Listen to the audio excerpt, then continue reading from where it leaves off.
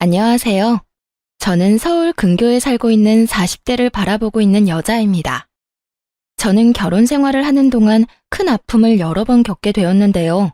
처음엔 갑자기 닥쳐온 불행으로 마지막엔 이혼을 결심하게 되는 아픔을 경험하고서 이혼까지 하게 되었네요. 그러면 제가 어떻게 이혼까지 하게 되었는지 한번 들어보실래요? 저와 남편은 20대 중반쯤에 소개팅으로 처음 만난 사이였어요. 첫 만남은 썩 좋진 않았어요. 아니, 좋지 않았다기보다 서로가 서로에게 마음이 없어 큰 인상을 남기지 않았다가 더 정확하겠네요.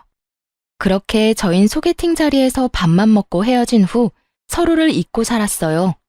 그렇게 시간은 흘러 저흰 30대가 되었고 우연히 회사에서 다시 만나게 된 것이었죠. 그런데 참 이상한 일이 일어났어요. 단 한 번의 만남 이후 몇 년이 지나 다시 남편을 만났는데 언제 어디에서 소개팅한 남자였는지 딱 떠오르는 것이 아니겠어요? 딱히 기억에 남을 만한 에피소드가 있었던 것도 아니었고 정말 조용한 분위기에서 밥만 먹고 헤어졌는데 말이죠. 남편 역시 저를 기억하고 있는지 회사에서 저를 보자마자 아는 척을 해오더라고요. 그래서였을까요? 평소에 운명론을 믿지도 않던 저였는데 이상하리만큼 운명이란 단어가 제 뇌리에 꽂혀 물 흐르듯 자연스럽게 마음이 가기 시작하더니 정신을 차려보니 결혼까지 한 사이가 되었더군요. 그렇게 한 결혼, 마냥 행복하진 않았습니다. 전 3번의 유산을 경험하게 되었고 저와 남편은 점점 지쳐갔으니까요. 남편은 괜찮다며 저를 위로하고 달래주었지만 그런 남편 역시 점점 지쳐가는 게 눈에 보이더라고요. 그렇게 실망에 실망을 더해가던 어느 날, 남편이 도저히 버틸 수가 없었는지 저에게 이런 말을 해오더라고요. 여보, 우리 이제 그만하자. 더는 임신 때문에 우리 행복까지 깎아먹는 짓 그만해. 나 당신이 점점 지쳐가는 모습 보는 게 너무 힘들어. 그러니까 우리 이제 우리 행복만을 위해서 살자. 그래도 될까? 사실 나도 너무 힘들어. 그런데 부모님들은 어떻게 해? 많이 기다리고 계시잖아. 일단은 비밀로 해. 괜한 스트레스 만들지 말자고. 시간이 지나면 부모님들도 포기하시겠지. 그리고 우리 인생 우리가 사는 거지. 부모님들이 살아주는 것도 아니잖아. 그러니까 그런 걱정하지 말고 당신은 앞으로 당신 생각만 해. 포기하고 싶은 순간이 한두 번이 아니었기에 남편의 말이 참 고맙기도 반갑기도 하더군요. 그날 이후 저와 남편은 계속 다녀왔던 병원도 가지 않고 그저 자연 임신을 기다리며 마음 편히 지내려고 노력했어요. 다시 한번 기회가 닿아 임신이 된다면 참 좋은 일이지만 그렇지 않다면 우리 둘만 행복하게 살자고요. 그렇게 2년이 지난 어느 날 저에게 다시 한번 기적이 찾아왔습니다. 네, 자연 임신이 된 것이었어요. 이번엔 무슨 일이 있어도 기적처럼 찾아온 생명을 지키고 싶었기에 전 임신 사실을 알자마자 회사까지 그만두고 몸조리에 힘썼어요. 이미 3번의 아픔으로 인해 잃었을 때 허망함과 절망감에서 오는 슬픔을 누구보다 잘 알던 남편과 저는 조심 또 조심하며 지내고 있는데 문제는 다른 곳에서 일어났습니다. 그건 다름 아닌 시모의 입이었어요. 시모는 임신 사실을 알린 순간부터 계속해서 부정적인 말을 저에게 쏟아내더라고요. 어머님, 저 임신이에요. 임신? 너 이 소식 없길래 애 없이 살려나 보다 했는데 그건 아니었나 보네. 그래, 이번엔 몇 달이나 있다가 또 유산하려고 그러니? 처음엔 제 두기를 의심했습니다. 이게 3번 유산한 며느리한테 할 말이라고 생각하시나요? 놀랍게도 시모는 저에게 이런 말을 했고 더 놀라운 것은 그 뒤로 이어진 시모의 말들이었어요. 어머님, 그게 무슨 말씀이세요? 어떻게 그런 말씀을 하실 수가 있으세요? 뭐 틀린 말 있니? 매번 임신만 하면 뭐해? 출산을 못하는데. 말 나온 김에 물어나 보자. 도대체 뭐가 문제이길래 임신만 했다 하면 유산을 하니? 다른 집 며느리들은 몇씩 잘 만났던데. 내 친구들은 며느리한테 이제 그만 좀 낳으라고 했다 그러더라. 그럴 때마다 내가 참 할 말이 없어서. 내 아들씨가 이상이 있을 리는 없고 네 몸이 문제겠지. 그러니까 요즘 며느리 들이기 전에 건강검진 싹 시켜서 데리고 온다고 그 난리들이지. 이렇게 하자 있는 물건인 줄 꿈에도 모르고. 시모는 저를 보고 하자 있는 물건이라고 하더군요. 그 순간 마음이 얼마나 울컥하는지 정말 어른만 아니라면 욕을 한 바가지 해주고 싶은 심정이었어요. 아니, 그냥 어른이었다면 그냥 욕이라도 실컷 했을 텐데 다른 사람도 아닌 남편의 부모님이니 입에 맴도는 욕이 차마 입 밖으로 나오지 못하더라고요. 아무리 그렇다고 해도 하자 있는 인간이라니 그렇게 생각하시는 줄은 꿈에도 몰랐네요. 임신만 했다 하면 유산하는 며느리를 시어미가 어떻게 생각하는 줄 알았니? 이때껏 입 다물고 있으니 그저 널 이뻐하는 줄 알았어? 그냥 이때까진 참은 거야. 이런 시어미가 또 있는 줄 아니? 다른 시어머니들 같으면 너 연달아서 유산했을 때 진작 내쫓았을 거다. 집안 대를 끊어먹으려고 작정한 것도 아니고 아들 귀한 집에 시집와서 번번이 유산을 하니? 내가 너 같은 것도 며느리라고 모시고 산다고 아주 화병이 다 나겠구나. 시모는 그동안 이 말들을 저에게 하고 싶어서 어떻게 참았을까 싶을 정도로 저에게 막말과 폭언들을 쏟아내더군요. 가만히 시모의 말을 듣고 있던 저는 결심했습니다. 저 역시 이젠 더는 참고만 있지 않겠다고요. 아, 그랬어요? 그러면 하자 있는 며느리는 어머님 화병 방지를 위해서 무사히 출산할 때까진 시댁에 발걸음도 하지 않도록 할게요. 괜히 제사 생신 명절에 시댁 가서 설치다가 또 유산이라도 하면 어머님 화병으로 쓰러지지 않겠어요? 그러면 그런 줄 아시고 전화 끊어주세요. 어머님께 좋은 말들을 너무 많이 들어서 그런지 배가 당겨서 좀 쉬어야 하겠네요. 들어가세요. 저는 전화를 끊어버렸고 제 말에 화가 머리끝까지 난 시모에게서 전화와 문자가 쉴 새 없이 왔지만 전 다 무시해버렸습니다. 그리곤 시모에게 말한 것처럼 정말 시댁의 발길을 끊어버렸고요. 저는 다시 한번 찾아온 기적 같은 아기를 지켜야 했을 뿐만 아니라 저를 하자 있는 인간이라고 그것도 제게 직접 말하는 시모와 더는 사이좋은 고부관계를 이어나가는 것이 의미 없다고 생각했기 때문이죠. 뭐 그전에도 그렇게까지 사이좋은 고부관계는 아니었지만 이 사건이 발화점이 되어버렸던 것이었죠. 그 후로도 시모는 끈질기게 연락을 해왔고 어쩌다 통화라도 되는 날이면 안부를 묻기는커녕 좋지 않은 말들로 제 신경을 긁어놓기가 일쑤였죠. 전 결국 시모의 연락을 피하기 시작했고 상황이 그렇게까지 되자 남편에게 연락해 한바탕 난리를 쳤는지 남편의 입에서도 말이 나오기 시작하더군요. 처음엔 시댁엔 발걸음도 하지 않겠다는 제 뜻을 적극적으로 지지해줬던 남편이었는데 시모의 곡소리엔 어쩔 도리가 없는 것인지 저를 설득하기 시작했어요. 시모의 생일을 며칠 앞둔 날, 남편은 다른 때보다 좀 더 간절하게 저에게 부탁을 해왔습니다. 여보, 엄마 생신 얼마 안 남은 거 알지? 제사는 그렇다 치더라도 생신은 가야 하지 않을까? 아, 당신은 내가 참석했으면 좋겠어? 어머님이 또 나한테 얼마나 모진 말을 할 줄 뻔히 알면서도 그건 내가 엄마한테 잘 말해뒀어. 당신한테 다신 그런 말 같지도 않은 말 하면 나도 영 끊어버릴 거라고. 그러니까 날 믿고 마지막이라는 생각으로 참석해주면 안 될까? 이대로 영영 영 끊고 살 수도 없을 테고 이쯤에서 못 이기는 척 참석하면 엄마도 아무 말 하지 않을 거야. 생각할 시간을 좀 줘.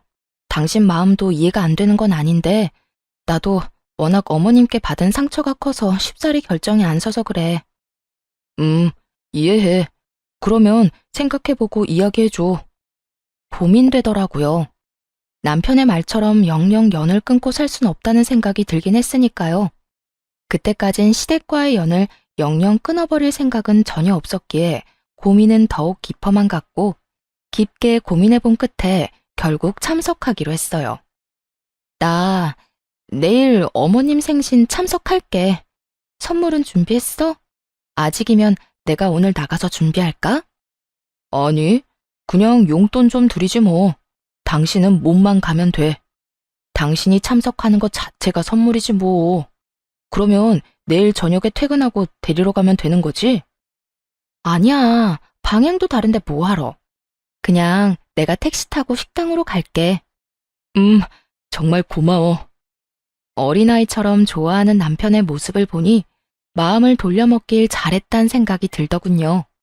그래서 전 이왕 참석하기로 한 거 시모가 무슨 말을 하든지 간에 한 귀로 듣고 한 귀로 흘려보내기로 했습니다. 남편이 막아주겠다고 했지만 제가 아는 시모는 남편이 막는다고 한들 막힐 사람이 아니었으니까요. 그렇게 다음날 전 저녁 시간에 맞춰 준비를 하고 집을 나섰어요. 어떻게 먹은 마음인데 저는 그날 결국 시모의 생일 자리에 참석하지 못했습니다. 교통사고가 나버렸거든요. 상대방 운전자가 막무가내 끼어들기식의 거친 운전이 원인이 된 교통사고였습니다. 사고는 꽤 크게 났고 천만다행으로 몸은 다치지 않았지만 많이 놀란 탓인지 배가 뭉치며 아파져 왔고 저는 급하게 병원으로 이송되었어요. 저는 바로 남편에게 전화를 걸었고 남편은 금방 오겠다고 하더군요. 여보, 나 가는 길에 교통사고가 났어. 지금 구급차 타고 내가 다니던 병원으로 가고 있는데 나 너무 무서워. 배가 너무 아파. 잘못되면 어떡해? 뭐? 어쩌다가 많이 아파? 괜찮을 거야. 괜찮아. 일단 내가 지금 병원으로 갈 테니까 걱정하지 말고 가 있어. 내가 금방 갈게. 정신없이 병원에 도착해 진료를 받으니 다행히 많이 놀랐을 뿐 아기와 저는 괜찮다고 하더군요. 일단 너무 놀란 것 같으니 수액을 맞으며 진정도 할 겸 한숨 푹 자라고 하더군요. 저는 알겠다고 했고 혹시 모르니 입원을 해서 며칠 지켜보기로 했어요. 그렇게 전 입원을 하고 병실에서 수액을 맞으며 남편을 기다리다 잠이 들었습니다. 한참 잠을 자고 있는데 얼굴에 차가운 무언가가 확 뿌려지는 느낌이 들었어요. 전 화들짝 놀라 일어났고 그곳엔 얼굴까지 붉히며 씩씩거리는 시모와 그런 시모를 뜯어말리는 남편이 있더군요. 엄마, 갑자기 왜 그래? 왜 이 사람한테 커피를 들이붓냐고. 몰라서 물어? 이 고약한 것 좀 봐라. 시어머니 생신에 오기 싫어서 교통사고 났다고 거짓말하고 잠이나 꿀꿀 자는 꼴을 좀 보라고. 이 꼴을 보고도 내가 가만히 있으랴? 속이 부글부글 끓어서 속도 식힐 겸 차가운 걸로 샀더니 이럴 줄 알았으면 뜨거운 커피를 살 걸 그랬어. 이 고약한 것 뜨거운 맛을 보여줬어야 했는데. 시모는 제가 교통사고가 났다는 것조차도 믿지 않는 것 같더라고요. 그저 제가 시모의 생일 자리에 참석하기 싫어 거짓말을 했다고 믿어 의심치 않는 듯 했어요. 거기에다 제 연락을 받은 남편이 식사 자리에서 뛰쳐나와 버렸으니 자신의 생일을 망친 것에 화가 단단히 나 보이기도 했고요. 화가 단단히 난 시모는 수액까지 맞으며 잠든 저를 보며 꾀병이라 생각해버렸고 그대로 제 얼굴에 들고 있던 아이스 아메리카노를 확 부어버린 것이었죠. 사람이 아무리 화가 나도 해도 되는 짓이 있고 안 되는 짓이 있지. 하물며 모든 것이 자신의 오해에서 비롯된 일인데 어떻게 이딴 짓을 할 수가 있을까 싶더군요. 거기에다 홀몸도 아닌 임산부에게요. 그래서 시모에게 한마디 쏟아내고 싶은데 입이 떨어지질 않더라고요. 시모가 무서워서였냐고요? 아니요, 전혀 무섭지 않았어요. 그저 너무 황당해서 말이 안 나오더라고요. 남편은 저를 닦아주며 시모에게 계속 화를 내고 있었고 시모는 남편의 말을 깡그리 무시한 채 끊임없이 저에게 욕을 쏟아내고 있었습니다. 그야말로 총체적 난국인 상황이었죠. 그렇게 차마 두 눈 뜨고 볼 수 없는 상황이 이어지고 있는 와중 시모는 아무 말도 하지 않고 눈만 껌뻑이고 있는 제가 또 불만이었는지 저에게 온갖 막말을 하며 제 머리를 향해 손을 뻗어왔습니다. 남편은 시모의 손을 꽉 잡은 채 저에게서 어떻게 해서든 떨어뜨려 놓으려 애쓰고 있었어요. 결국 남편의 힘에 시모는 떨어져 나갔지만 이미 늦은 일이었습니다. 시모가 떨어짐과 동시에 배가 익숙한 느낌으로 아파져 오더라고요. 직감적으로 알았던 것 같아요. 아, 또 유산이구나 하고요. 이런 저의 예상을 뒷받침하듯 침대 시트는 젖어갔고 급하게 의료진 분들이 오셔 응급처치는 무사히 마쳤지만 전 결국 유산을 하고야 말았죠. 아기의 힘찬 태동을 느끼며 행복함에 울었던 것이 엊그제 같은데 아기가 저를 떠났다는 사실을 받아들일 수 없어 한동안 참 많이 힘들었습니다. 이런 상황에서도 사과 한마디 없는 시모의 태도에 전 더 큰 분노를 느끼고 있었죠. 남편은 그런 시모를 대신해 저에게 사과도 하고 어떻게 해서든 제 마음을 달래주려 노력했지만 그 어떤 말도 제 귀엔 들리지 않더라고요. 그렇다고 해서 남편에게 막대한다거나 막말을 하진 않았어요. 엄연히 따진다면 이 모든 일은 남편의 잘못이 아니라 시모의 잘못이기에 저의 슬픔과 분노를 M1 사람에게 풀고 싶지 않았기 때문이었죠. 이런 저도 남편에게 요구한 것은 있었습니다. 여보, 나 어머님 용서 못해. 어떻게 지켜낸 아기인데 어머님 때문에 하늘나라 보낸 거 나 살면서 두고두고 원망할 거야. 심지어 어머님 오해에서 비롯된 일들이니 난 더욱 어머님을 용서할 수 없어. 그럴 일도 없겠지만 만약 어머님이 갑자기 정신 차려서 무릎 꿇고 빈다고 해도 난 용서할 마음 없으니까 당신도 앞으론 나 설득할 생각 하지 마. 알겠어. 내가 진짜 미안하다. 내가 그날 엄마를 잘 보고 있었어야 했는데, 아니, 애초에 병원은 나 혼자 갔어야 했는데, 미안해. 아니야. 당신 입장 이해하고, 그날 병실에서도 당신이 어떻게 할 방도 없었다는 것도 이해해. 단지 난 이제 어머님은 보고 싶지도, 어머님 목소리도 듣고 싶지 않으니까, 앞으로 어떤 이유에서든 어머님이 나한테 연락하는 일은 없었으면 좋겠어. 당신이 중간에서 그 정도는 알아서 처리해 줄 수 있지? 알겠어. 그건 걱정하지 마. 정말 미안해. 남편은 알겠다고 하며 끝까지 진심 어린 사과를 해오더라고요. 남편도 많이 속상하고 슬플 텐데 제 앞에선 그런 내색 한번 하지 못하고 고개를 숙여야만 하는 남편이 때론 안쓰럽기도 하더군요. 전 그런 남편의 마음을 편하게 해주기 위해 남편을 향해 웃어주기도 하고 때론 남편에게 의지하는 모습을 보이기도 했습니다. 하지만 실상은 그저 혼자만의 아픔의 시간을 보내고 있었죠. 처음엔 주로 몸 회복의 시간을 보냈고 몸 회복이 되고 난 후부턴 남편과 여행을 다니며 마음 회복에 힘썼어요. 그렇게 1년이 지났을 무렵 남편과 전 결혼 이후 최고로 사이가 좋은 때를 보내고 있었습니다. 하지만 그런 시절도 잠시 남편의 퇴근이 점점 늦어지더군요. 그 당시 일이 바쁜 것도 사실이었고 진급도 앞두고 있던 시기이기도 했고요. 일이 바쁘다 보니 퇴근은 늦어졌고 그렇다 보니 남편은 늘 피곤함에 찌들어 살았어요. 그런 와중에 출장도 잦아지더군요. 처음엔 같은 회사를 다녔으니 출장이야 가끔 급하게 가야 하는 일도 있다는 것을 잘 알고 있던 터라 대수롭지 않게 여겼지만 그런 일이 잦아지니 아무래도 의심스러운 마음을 지울 수가 없는 상황이었어요.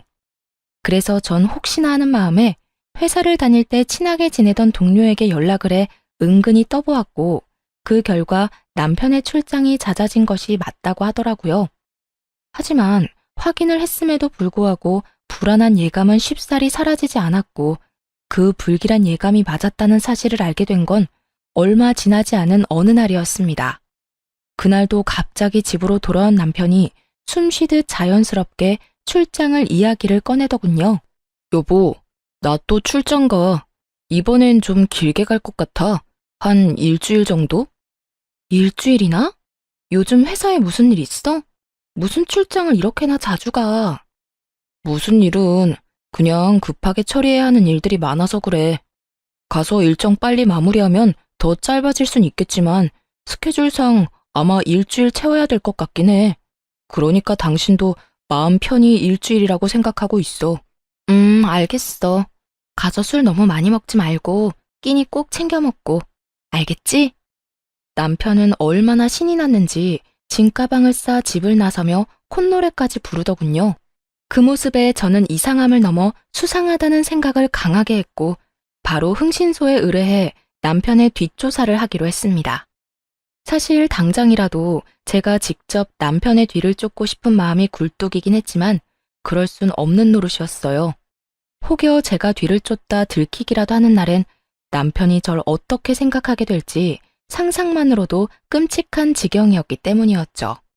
그렇다고 해서 이런 찝찝한 기분으로 계속 살 순 없는 노릇이었기에 의뢰를 했던 것인데 며칠 뒤 흥신소에서 알려준 사실은 충격적이었습니다. 우선 남편분이 외도를 저지르고 있던 것이 맞더라고요. 예상하셨던 대로 이번엔 출장이 아닌 여행이더라고요. 그런데 좀 특이한 게 동행하신 분이 또 계세요. 그건 아무래도 직접 보시는 게 나으실 것 같아 따로 묶어서 보내드릴 테니 확인해 보세요. 아직 며칠 남았으니 더 지켜보다 특별한 일 있으면 다시 연락드리겠습니다. 전화를 끊고 받은 사진들과 정보들은 정말 제 입이 떡 벌어지기에 부족함이 없더군요. 상간녀는 남편의 회사에 다니고 있는 20대 여자로 회사 사장 조카라고 하더군요. 남편의 출장길엔 늘 동행했던 것으로 예상이 되는데 이상한 점은 출장을 함께 가면 상간녀도 거래처 사람들을 만난다거나 다른 일을 한다거나 해야 하는데 오로지 남편만 일을 하고 그 시간 동안 상간녀는 늘 쉬고 있는 것이 이상했다고 하더라고요. 그래서 알아보니 남편이 출장을 갈 때마다 상간녀는 회사를 쉬고 남편을 따라 출장길을 함께 했던 것이었습니다. 아마 매번 남편과 함께 출장을 갈 방도가 없으니 그렇게 했던 것 같더라고요. 그러고 보니 떠오른 남편의 말이 있었어요. 이번에 우리 부서에 낙하산 들어왔어. 낙하산? 웬 낙하산? 사장 조카라는 여자애 하나가 들어왔는데 아무리 낙하산이라도 그렇지 일을 전혀 못하는 거 있지? 어떻게 기본 지식도 없는 핏덩이를 우리 부서에 넣을 수가 있어. 진짜 짜증나서 일할 맛 안 난다니까. 핏덩이라고 칭하며 욕을 해대더니 그 핏덩이와 외도나 저지르는 꼴이라니 정말 구역질이 다 나올 지경이더라고요. 거기에다 두 사람이 만난 시기 역시 참 충격적이었어요.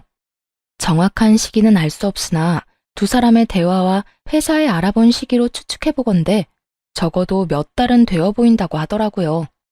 몇 달 전이라고 함은 남편과 한창 사이가 좋을 때로 저는 아무것도 모르고 남편에게 고마워하며 남편에 대한 애정을 키워나갈 때 남편은 외도나 저지르고 있었다니 정말 치가 떨려오더군요. 거기에다 정말 가관인 건 뭔지 아세요? 흥신소 직원분이 말했던 또 다른 동행인이 다름 아닌 시모였단 사실이었습니다. 상간녀와 다정히 팔짱을 끼고 있는 시모의 모습을 본 순간 정말 눈이 뒤집히는 게 어떤 느낌인지 알 것 같더라고요. 특히나 이번 출장길이 사실은 출장이 아닌 상간녀와 함께 시모를 모시고 간 여행길이란 걸 안 순간 세 사람이 어떤 추악한 계획을 세우고 있는지 훤히 다 보이더군요.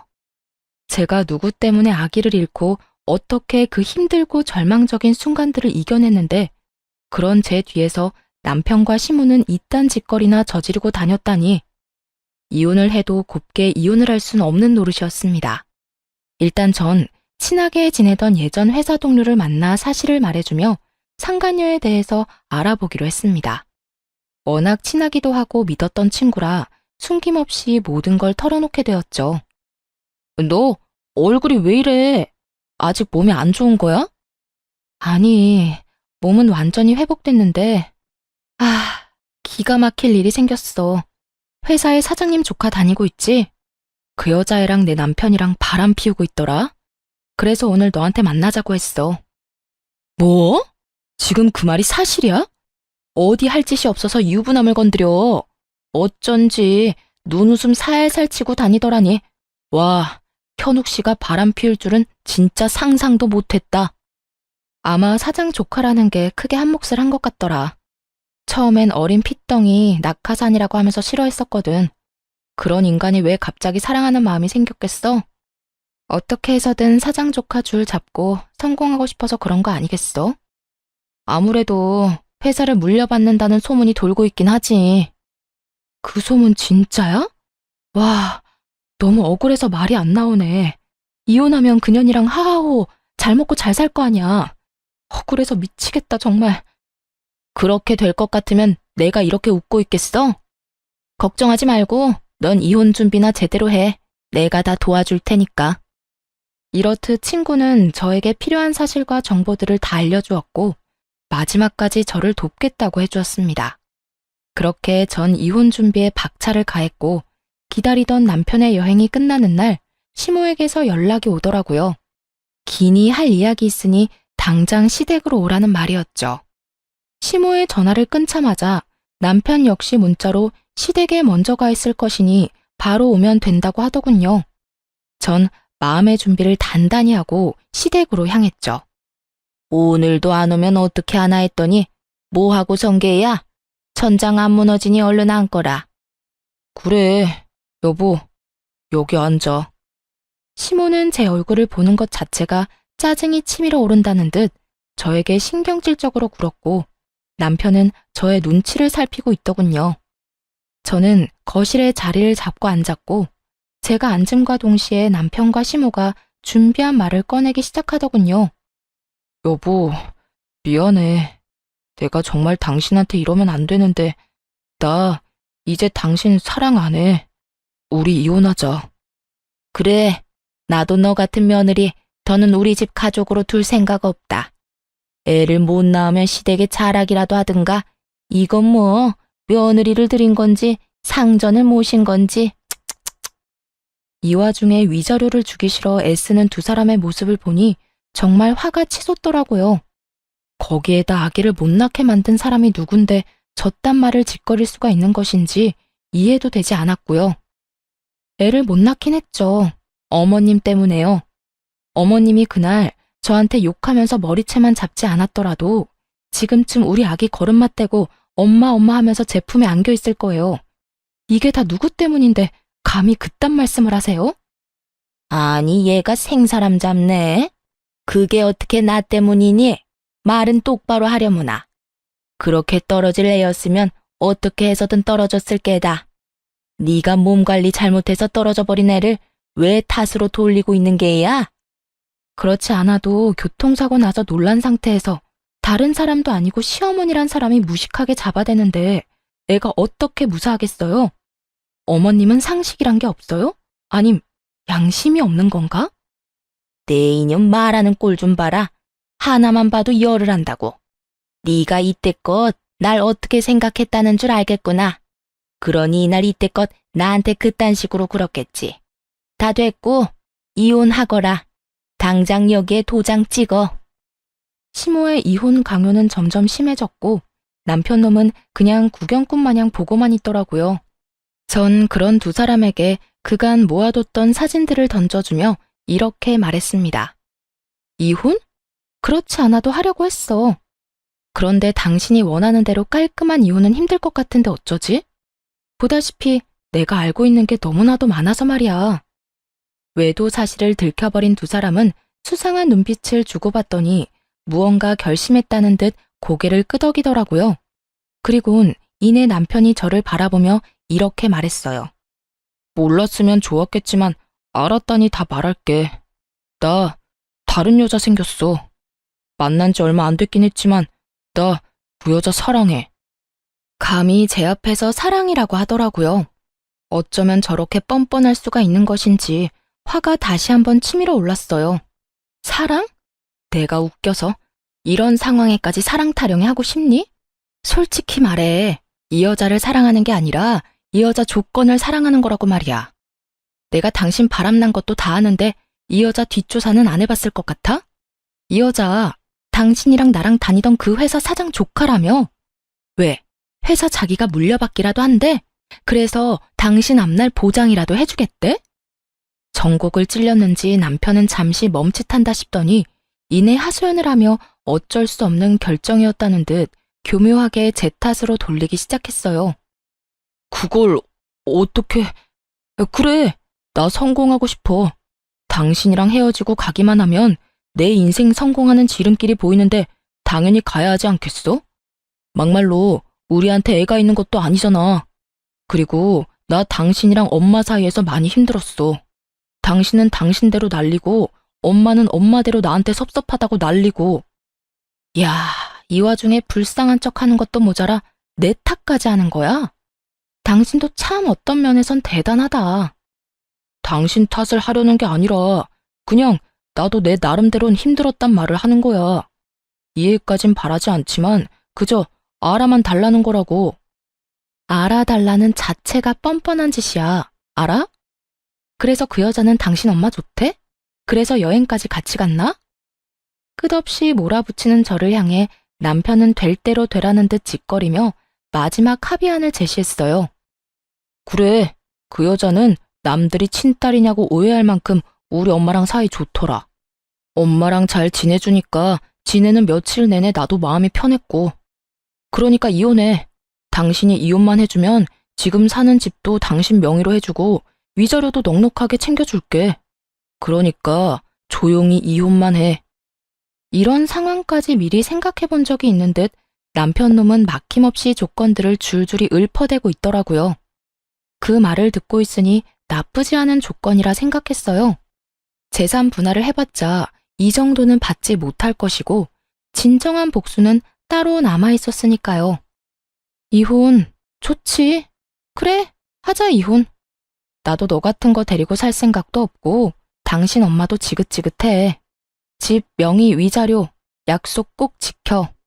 앞으로 얼마나 행복하게 잘 사는지 내가 지켜볼 테니까. 그까짓 집이랑 푼돈 절대 안 떼먹을 테니까 서류 준비나 제대로 해놔. 바로 다 넘겨주고 이혼 도장 찍을 수 있게 말이야. 남편은 한시라도 빨리 이혼하고 싶다는 듯 저에게 당부 또 당부했고 시모 역시 당장이라도 동네 잔치라도 열 듯 기뻐하며 한마디 보태더라고요. 그래, 빠르면 빠를수록 좋으니 얼른 서둘러라 아들. 드디어 이혼하는구나. 이제 우리 아들 잘 될 일만 남았어.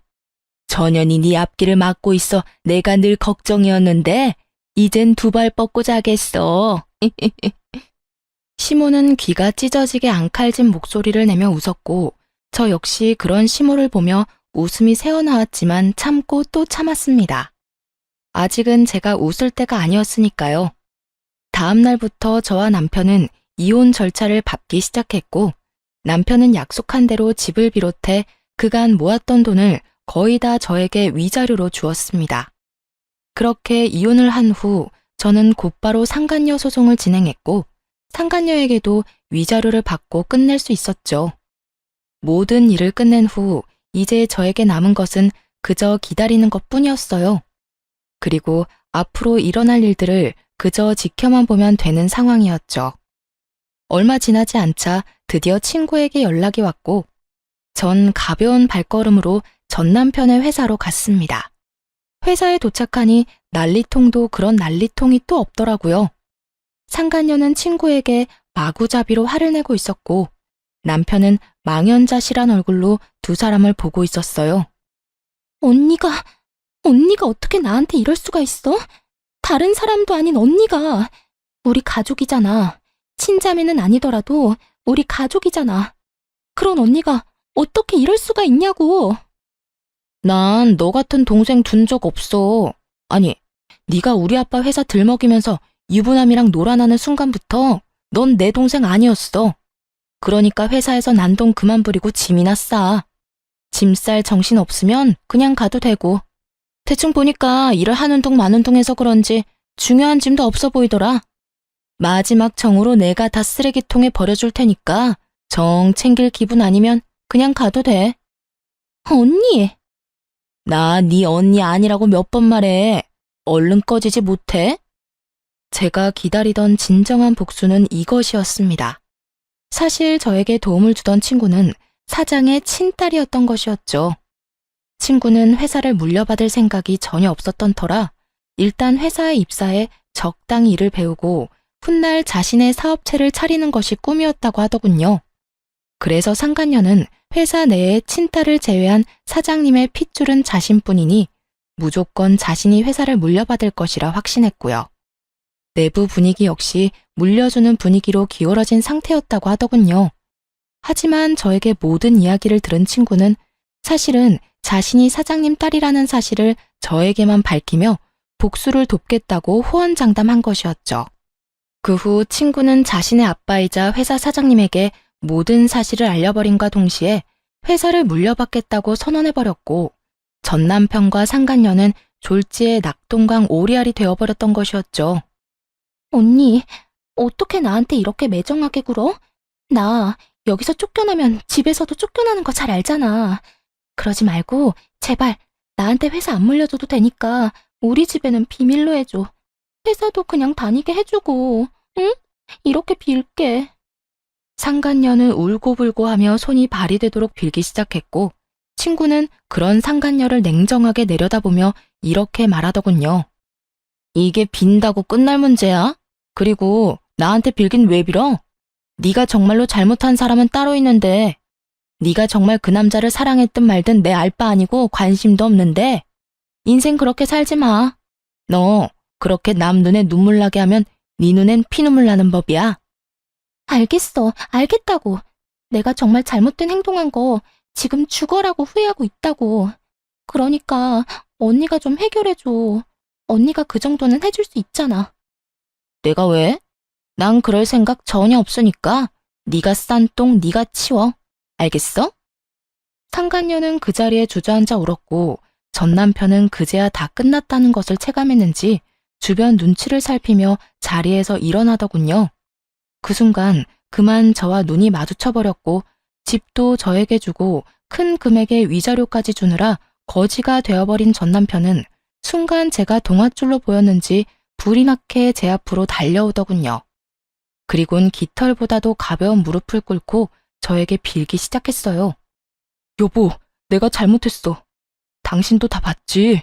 전현이 날 속였어. 전현이 날 꼬시지만 않았더라도 내가 그딴 정신 나간 짓은 하지 않았을 거야.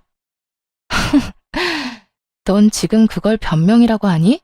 네가 그렇게 말하면 아, 그랬구나 하고 내가 다 용서할 줄 알았어?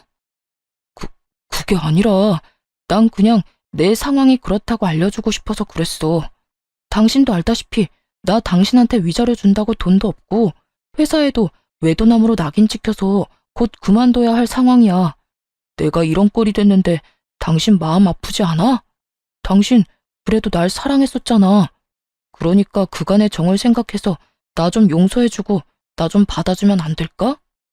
다른 여자를 사랑해서 이혼하자던 전 남편은 이제 저에게 사랑 타령과 더불어 그간의 정을 호소하며 용서를 구하더라고요. 진심이라곤 티끌만큼도 들어가지 않은 용서를 말이죠. 내가 받아줄 것 같아? 용서가 될 것 같냐고. 당신, 나 마지막으로 유산하고 나랑 여행 다니고 하면서 몰래 저 여자랑 연락하고 다녔지? 난 그때 하루하루가 지옥 같았다가 행복했다가 그런 감정을 가지는 내 자신이 죄스러웠는데 넌 행복했니? 젊은 여자애가 심지어 회사까지 물려받게 될 여자애가 유부남인 너 쫓아다니니까 행복했어? 네 새끼를 네 엄마 손에 잃은 나는 하루에도 몇 번씩 대성통곡을 하는데 넌 행복했냐고. 절규에 가까운 제 말을 들은 전 남편은 마지막 눈물까지 짜내며 저에게 매달리더군요. 내가 정말로 면목이 없는 상황인 거 다 알아. 내가 죽일 놈인 거 다 안다고.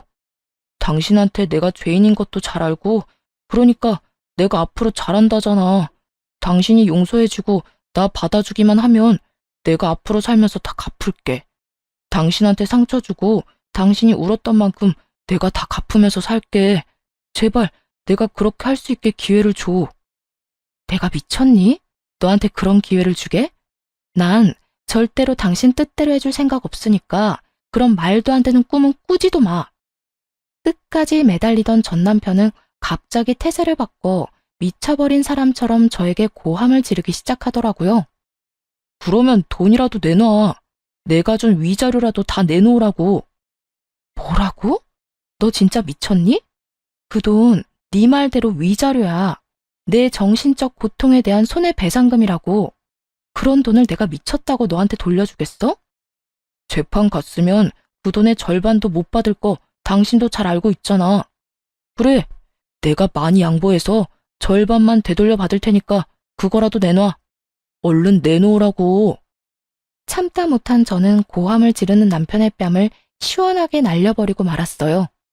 그제야 정신이 조금 돌아왔는지 토끼 눈을 하고 저를 보더라고요. 이제 정신이 좀 드니? 지금처럼 정신 좀 차리고 살아. 앞으로 다신 보는 일 없도록 하자. 제발 부탁이다. 그렇게 전 회사를 나와버렸어요. 뒤에서 상간녀와 남편의 고함과 함께 우는 소리가 들려와 돌아서는 저의 발걸음은 더없이 가벼웠답니다. 그 후로 전 남편과 상간녀는 당연한 수순으로 회사에서 잘렸다고 하더라고요. 상간녀는 유부남과 놀아난 것도 모자라 이혼까지 시킨 사실이 본가에 다 알려져 돈 한 푼 없이 쫓겨났다고 하고요. 더 통쾌한 건 뭔지 아세요? 친구에게 전해 들었는데 오갈 데가 없어진 상간녀가 다른 사람도 아닌 전 시댁으로 찾아갔다고 하더라고요. 그 뒤론 상상이 되죠? 성질 하나 끝내주는 전 시모가 짐까지 싸들고 온 상간녀의 머리채를 잡아 흔들며 내 아들 신세 망친 나쁜 년이라며 있는 욕 없는 욕을 다 했다고 하더군요. 걔도 참 웃기지 않니? 내가 자기 편이라도 들어줄 줄 알았는지 나한테 전화해서 울고불고 하며 하소연하는데 내가 기가 막혀서 난 그런 애랑 핏줄로 엮인 사실 자체가 부끄러운 사람이라고. 그나저나 너 진짜 이혼 잘했다 싶더라. 그딴 시모 밑에서 그 세월을 어떻게 버티고 살았어? 듣기만 해도 성질 대단하다 싶던데. 어떤 면에선 전 남편한테 고맙기도 해. 그놈이 바람 피워줘서 이혼할 거라 마음먹을 수 있었으니까 말이야. 아니었으면 난 지금까지 그놈의 사랑 타령하면서 그 집에서 온갖 스트레스 다 받아가면서 살고 있었겠지. 뭐 그렇게 생각하면 그렇기도 하네. 하여튼 너 계속 쉴 거야? 우리 회사 지금 비상인 거 알지?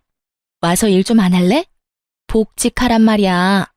넌 이 전 남편 일 집에서 도와주고 있었던 거 다 알고 있어. 그 아까운 실력 썩히지 말고 일 좀 해. 출근하는 게 좀 그러면 집에서 해도 되니까 잘 생각해봐. 아니, 생각하지 말고 그냥 무조건 해줘. 복수를 도와준 것만으로도 참 고마운데 이렇듯 친구는 제 앞날까지 도와주더라고요. 경력 단절인 제가 취업이 힘든 건 당연한 현실이었고 그렇다고 가게를 차릴 성격도 못 되는 걸 잘 아는 친구의 배려였죠.